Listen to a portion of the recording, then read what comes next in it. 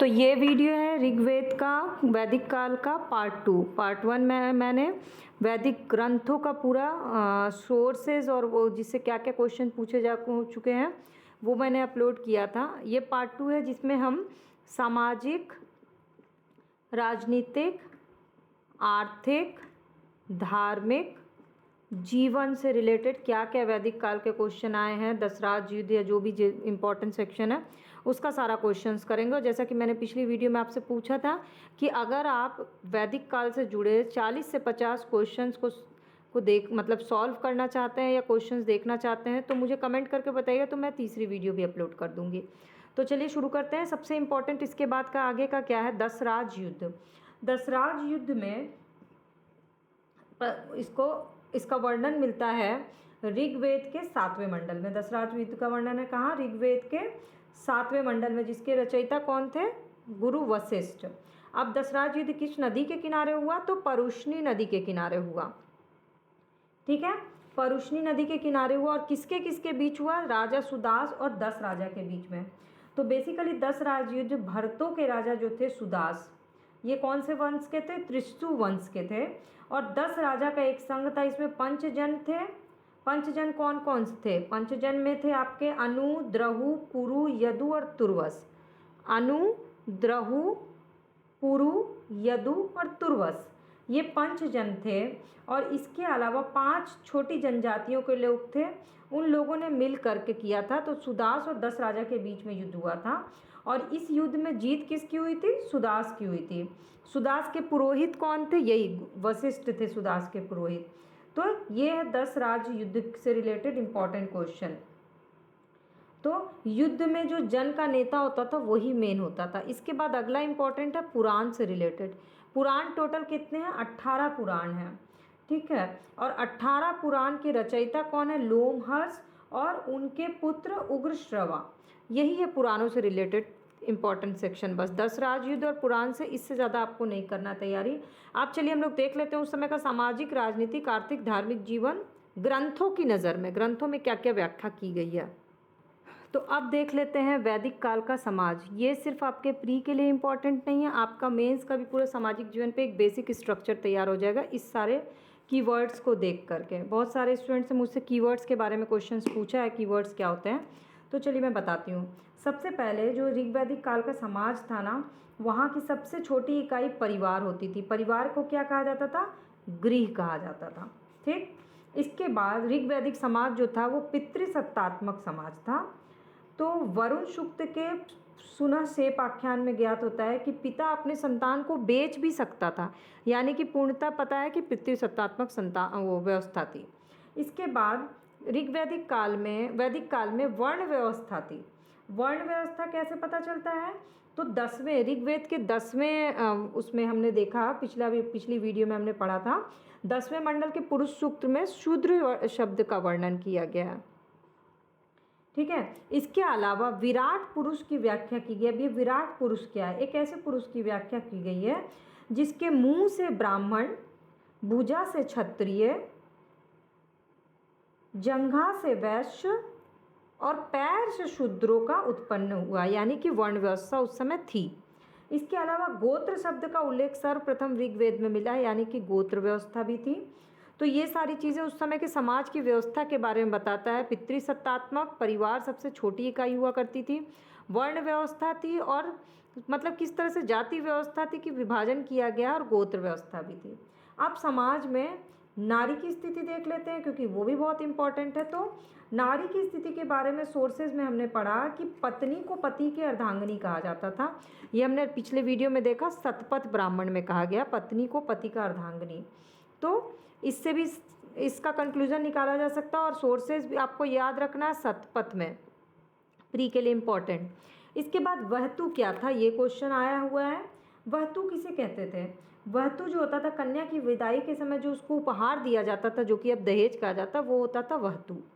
क्षेत्रज क्या था, क्षेत्रज जब नियोग प्रथा होती थी, जब स्त्रियों का पुनर्विवाह होता तो उससे जो संतान उत्पन्न होती थी उसको क्षेत्रज कहते थे। ठीक है, यानी कि उस समय नियोग प्रथा भी प्रचलन में थी, उस समय दहेज प्रथा भी प्रचलन में थी, और पत्नी को पति से निम्न दर्जा प्राप्त था। इसके बाद लेकिन अच्छी चीज़ क्या है कि सती प्रथा का वर्णन कहीं भी नहीं, यानी सती प्रथा नहीं थी। इसके बाद अमाजू क्या था? तो अमाजू जो कन्या जीवन भर कुंवारी रहती थी, यानी स्त्रियों को उस जीवन भर कुंवारे रहने का भी अधिकार था। इसमें कुछ नाम आपको याद रखना जरूरी, जैसे कि ऋग्वेद में घोषा, लोपामुद्रा, विश्ववारा, अपाला, ये सब स्त्रियां शिक्षित थीं जो कुछ मंत्रों की रचना भी जिन्होंने की। और लोपामुद्रा कौन थी? अगस्त ऋषि की पत्नी थी। अब ये अगस्त ऋषि कौन है? इसका आपने वर्णन कहीं सुना अगस्त ऋषि का? आप इसको मुझे बताइएगा खोज करके, अगस्त ऋषि के बारे में आप क्या जानते हैं। ठीक है, अब इसके बाद उनके मनोरंजन पे देख लेते हैं। स्त्री का भी देख लिया समाज में और ये भी देख लिया। अब मनोरंजन में मेन था घुड़दौड़ और पासा प्रचलित था। मनोरंजन के लिए वैसे तो बहुत सारी चीज़ें थी, बट मेन रथ दौड़, घुड़दौड़ और पासा उनका मेन साधन था। इसके अलावा वीणा, बांसुरी बजाना, ये सब का भी कहीं कहीं उल्लेख है। कपड़ों में 3 तरह के वस्त्र थे, नीवी, वासस, अधिवासस। नीवी क्या था? कमर के नीचे पहनने वाले वस्त्र को नीवी कहते थे, कमर के ऊपर पहनने वाले वस्त्र को वासस कहते थे, और अधिवासस ऊपर से धारण किए जाने वाला चादर या जो ओढ़नी होता था उसको बोलते थे अधिवासस। ये 3 तरह के वस्त्र हैं। तो बेसिकली वैदिक समाज जो है, ये पूरी व्याख्या आपके प्री के लिए और मेंस दोनों के लिए इम्पॉर्टेंट है। तो ये सारे कीवर्ड्स हैं जो आपको याद होने चाहिए ताकि एग्ज़ाम में क्वेश्चन आए तो आपको ऑप्शंस देखने की ज़रूरत ना पड़े। अब चलिए वैदिक काल की अर्थव्यवस्था देख लेते हैं, क्योंकि किसी भी काल में सबसे इम्पॉर्टेंट होता है उसकी अर्थव्यवस्था। अर्थव्यवस्था के भी कुछ कीवर्ड्स हैं जो आपको याद रखना है। सेम वही चीज़ कि ये प्री और मेंस दोनों के लिए है, स्पेशली वैसे तो प्री के लिए है, बट आपके मेंस में भी किस तरह से काम आएगा वो आपको आगे जा कर के खुद ही रियलाइज़ होगा। तो सबसे पहले उनकी अर्थव्यवस्था जो थी ना वो ग्रामीण थी। मेन फोकस किस पे था? कृषि और पशुपालन पे इनका मेन आधार था। हालांकि पशुपालन की तुलना में कृषि का उल्लेख बहुत कम मिलता है, ज़्यादा उल्लेख पशुपालन का मिलता है। ऋग्वेद के 24 मंत्र में ही कृषि का उल्लेख मिला है। अभी हमने कृषि की 4 तरह की चीज़ का वर्णन पढ़ा, पिछले उसमें देखा हमने 4 तरह की चीज़ वर्णन किया गया है, कटाई, बुनाई, उसके बारे में। इसके बाद का जो आपका कीवर्ड है वो है कुल्या क्या था? हमने जो 4 क्रिया का वर्णन पढ़ा था, बुआई, कटाई, मड़ाई, सब मेन है। अब उससे रिलेटेड फिर है कि कुल्या क्या है? कुल्या क्या होता है? कुल्या कहा जाता था नहर को, और कुवट का ये कूप या अवट कहा जाता था जब खोद के कोई गड्ढा बनाया जाता था तो उसको अवट बोलते थे। यानी उस समय कृषि करने के लिए बहुत सारी व्यवस्था की गई थी। अश्म चक्र क्या होता था? अश्म चक्र ये चरखी की मदद से, जो रहट की चरखी से जो पानी निकाला जाता था वो होता था। यानी कृषि योग्य भूमि को बनाने के लिए ये तीनों व्यवस्था की गई थी, अवट, कुल्या और अश्म चक्र। अब उर्वरा और क्षेत्र क्या है? तो जो कृषि योग्य भूमि होती थी उसको उर्वरा कहा जाता था या तो क्षेत्र कहा जाता था। इसके बाद इम्पॉर्टेंट क्या है कि ऋग्वैदिक समाज में व्यवसाय जो है वो आनुवांशिक नहीं होता था, मतलब लोहार का बेटा लोहार होगा ऐसा कोई कंपलसरी नहीं था। फिर ऋग्वेद में बढ़ई, स्वर्णकार, चर्मकार, जुलाहे, धातु काम करने वाले, कुंभकार, सबका उल्लेख मिलता है। यानी व्यवसाय, बहुत तरह के व्यवसाय थे उस समय। ठीक है, इससे कौन कौन से कीवर्ड्स फेमस है मैं आपको बता देती हूँ। जैसे कि तक्षा किसको कहा जाता था? बढ़ई को कहा जाता था। कर्मा कौन था? जो धातु का काम करता था। वेकनाट कौन था? जो सूदखोर था। और अरित्र था जो पतवार था। तो ये 4 जो हैं ये इम्पॉर्टेंट है। इसके बाद का कीवर्ड है आपका निष्क क्या था? तो जो विनिमय का जो माध्यम होता था, लेन देन, व्यापार की अदला बदली, उसका माध्यम होता था निष्क, ये होता है निष्क। इसके बाद पणि क्या थे? तो व्यापार और वाणिज्य जो है वो पणि वर्ग करता था। पणि बेसिकली एक वर्ग था और उस समय के लिए इम्पॉर्टेंट है, जो मैंने लास्ट वीडियो में बताया कि लोहा प्रचलन में नहीं था।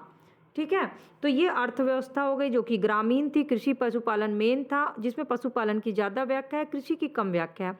कृषि की 4 तरह की चीज़ें बताई गई हैं जिसका ऋग्वेद में उल्लेख है। उर्वरा और क्षेत्र होते थे जो कृषि योग्य भूमि होती थी। अवट, कुल्या और अश्म चक्र जो क्या थे? ये कृषि को सिंचाई की व्यवस्था करने के लिए 3 चीज़ें थी। व्यवसाय कई तरह के थे, जैसे कि जो व्यवसाय तक्षा, कर्मा, वेकनाट, अरित्र, यानी बढ़ई, धातुकर्म, सूदखोर, ये सारे लोग थे। निष्क जो है वो विनिमय का माध्यम था। पणि जो थे वो व्यापारी वर्ग थे। लोहा प्रचलन में नहीं था। कताई बुनाई का कार्य चलता था लेकिन लोहा प्रचलन में नहीं था। और ऋग्वेद का ये बेसिकली ये पूरी अर्थव्यवस्था पे आके एक मेंस का आंसर भी लिख सकते हैं इस 8 से 10 कीवर्ड्स को याद करके, क्योंकि सिर्फ अगर आप डीलिंग दे करके आंसर लिखिएगा तो आंसर आपका ना क्वालिटी वाला नहीं होगा। अगर आप इन कीवर्ड्स को अपने आंसर में रखिएगा तो आपका आंसर क्वालिटी वाले होंगे। और ये सारे वो कीवर्ड्स हैं जो आपके प्री में क्वेश्चन पूछे जा चुके हैं। तो जब कोई बोर्ड बार बार प्री एग्जाम में जो क्वेश्चंस पूछते हैं या जो ऑप्शन देते हैं वो उनके फेवरेट होते हैं, अगर उन वर्ड्स को आप उनके मेंस के आंसर में भी ऐड करते हैं तो आपको एक्स्ट्रा ऑर्डिनरी नंबर मिलते हैं। ये छोटी छोटी सी ट्रिक्स है। अब इसके बाद आता है वैदिक काल का धार्मिक जीवन। बहुत सिंपल है वैदिक काल का धार्मिक जीवन, क्योंकि मैक्सिमम चीज़ें हमने पिछले वेद ग्रंथों में ही देख ली है। तो इसमें वैदिक साहित्य में ऋग्वेद जो है प्राचीनतम ग्रंथ है, और प्राचीनतम ग्रंथ के हिसाब से उसमें बहुदेववाद के बारे में कहा गया है। अब बहुदेववाद कैसे पता चलता है, क्योंकि ऋग्वेद में 11 देवताओं का निवास मानकर उनकी संख्या 33 बताई गई है, यानी कि बहुदेववाद था। यहाँ तक कि देवताओं का वर्गीकरण भी किया गया, जैसे पृथ्वी के देवता, ठीक है, उसमें थे पृथ्वी, अग्नि, बृहस्पति, सोम। इसके बाद आकाश के देवता जिसमें थे वरुण, सूर्य, मित्र, पूषण, विष्णु, अश्विन। इसके बाद थे अंतरिक्ष के देवता। अंतरिक्ष के देवता में थे इंद्र, रुद्र, वायु आदि। तो इंद्र को बेसिकली विश्व का स्वामी कहा जाता था, तो इंद्र भगवान का जो है वो इम्पॉर्टेंट है। इंद्र। और पुरंदर किसको कहते थे, तो पुरंदर कहते थे किलों को तोड़ने वाला, वो हो गया पुरंदर। इससे क्वेश्चन आया हुआ है। इसके बाद ऋग्वेद में सबसे ज़्यादा जो सूक्त समर्पित है वो इंद्र भगवान को समर्पित है, तो इंद्र की इम्पोर्टेंस अपने आप पता चल जाती है। इसके बाद जो है इंद्र को आर्यों का युद्ध का नेता और वर्षा का देवता दोनों माना गया है। ऋग्वेद में अग्नि को 200 सूक्त समर्पित हैं, तो अग्नि 200 सूक्त हो गए अग्नि के लिए। इस काल को दूसरे सर्वाधिक महत्वपूर्ण देवता कौन थे, अग्नि। सबसे महत्वपूर्ण पहले हो गए इंद्र। इसके बाद ऋग्वेदिक देवताओं में वरुण को तीसरा स्थान है। तीसरे स्थान पर मतलब देवताओं को भी देखिए आप स्थान दिया गया है, तो बहुदेववाद अपने आप साबित हो जाता है। तो बहुदेववाद को आप अच्छे से डिस्क्राइब कर सकते हैं। अपने प्रीक में भी आप फटाफट से क्लिक मार सकते हैं आंसर पे, और मेंस में भी आप बहुदेववाद को अच्छे से डिस्क्राइब कर सकते हैं। इसके बाद वरुण बेसिकली क्या थे, वो समुद्र के देवता थे, और वरुण को ही वैदिक सभ्यता में बेसिकली जब माना गया तो वो थे ऋतस्य गोपा वरुण। ईरान में वरुण को अहुर मज्जा कहा जाता था। ऋग्वेद के 9वें मंडल में जो ये है सोम को समर्पित मंत्र हैं 9वें मंडल में। और पूषण क्या थे, पूषण जो थे वनस्पति और औषधि के देवता कहा जाता था पूषण को। इसके बाद अरण्य कौन थी, वो जंगल की देवी थी अरण्य। तो ये कुछ कीवर्ड्स हैं, इसी के आधार पे आप बहुदेववाद और कौन सी देवता को कितनी मान्यता प्राप्त थी ये सारी चीज़ें आप लिख सकते हैं, और आंसर पे भी क्लिक कर सकते हैं, क्योंकि देव धर्म से यही क्वेश्चन है। बहुदेववाद, पुरंदर, ऋतस्य गोपा, सोम, पूषण और अरण्य। अब राजनीतिक जीवन देख लेते हैं। राजनीतिक जीवन में सबसे पहले इंपॉर्टेंट है एकराट। अथर्ववेद में एकराट को सर्वोच्च शासक बताया गया है, ठीक। अथर्ववेद में परीक्षित को मृत्युलोक का देवता बताया गया है, यानी कि राजा की काफ़ी महत्ता थी उस समय। इसके बाद आगे है सभा और समिति का उल्लेख किया गया। सभा और समिति से रिलेटेड प्री में कई बार क्वेश्चन पूछे गए हैं, जैसे ऋग्वेद में समिति का 9 बार उल्लेख मिलता है, ठीक है। ऋग्वेद, इसके अलावा उत्तर वैदिक काल में सभा में महिलाओं की भागीदारी बंद कर दी गई थी। सभा का उल्लेख 8 बार मिलता है। सभा जो होती थी वो कुलीन लोगों की होती थी, जहाँ पे वृद्ध मनुष्यों की, और वृद्ध मनुष्यों की जो थी वो संस्था थी। सभा कुलीन या वृद्ध मनुष्यों की संस्था होती थी, और समिति जो उसके अलावा जो होती थी वो समिति होती थी। तो वैदिक काल में बेसिकली सभा और समिति नाम की 2 संस्था थी जो राजा की निरंकुशता पर नियंत्रण रखती थी, इसलिए सभा और समिति इम्पॉर्टेंट है। समिति जो थी वो सर्वसाधारण लोगों के लिए होती थी। इसके बाद 12 रत्नी का उल्लेख मिला है सतपथ ब्राह्मण में, यानी दरबार में 12 रत्नी बैठते थे, सतपथ ब्राह्मण में उल्लेख किया गया है, तो ये इम्पॉर्टेंट है। अब 12 रत्नी में से कुछ चीज़ें इंपॉर्टेंट है, जैसे कि सेनानी, तो सबको पता है कि सेना का प्रमुख हो सेनानी। पुरोहित भी पता होगा। ग्रामणी, जो ग्राम का मुखिया होता था वो ग्रामणी हो गया। लेकिन कुछ इंपॉर्टेंट कीवर्ड्स हैं, जैसे कि महिषी कौन थे, महिषी कहा जाता था राजा की पत्नी को, ठीक है। इसके बाद सुत किसको कहा जाता, तो जो रथ की सेना का नायक होता था उसको बोलते थे सुत, रथ की सेना का नायक। संग्रहिता, संग्रह करना यानी कि कोषाध्यक्ष। भागदूत, कर एकत्र करना, मतलब भाग भाग के वो कर एकत्र करता था, और संग्रहिता जो है उसको संग्रह कर लेता था कोष में।